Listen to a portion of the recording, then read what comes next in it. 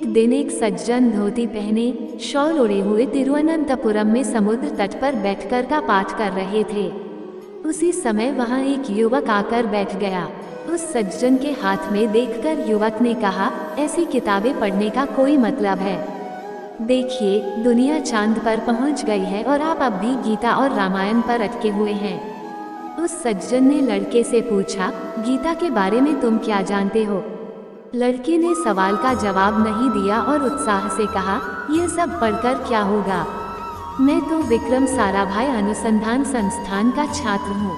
मैं एक वैज्ञानिक हूँ। मेरे लिए गीता पाठ किसी काम का नहीं है। युवक की बातें सुनकर वह सज्जन हंस पड़े। कुछ ही देर में दो बड़ी गाड़ियाँ वहाँ आकर रुकी। एक कार से दो ब्लैक कमांडोज और दूसरी कार से एक सिपाही नीचे उतरा।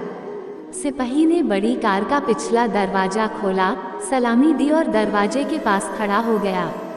वह सज्जन जो गीता का पाठ कर रहे थे, धीरे से कार में चढ़कर बैठ गए। यह सब देख लड़का हैरान रह गया। उसे लगा कि वह आदमी कोई प्रसिद्ध व्यक्ति होगा। उस सज्जन के बारे में जानने के लिए लड़का तेजी से दौड़कर पास में गया और पूछा, सर, आप कौन हैं? सूर्य पर्वत की यह स्थिति दिलाती है प्रशासनिक सेवा का अवसर।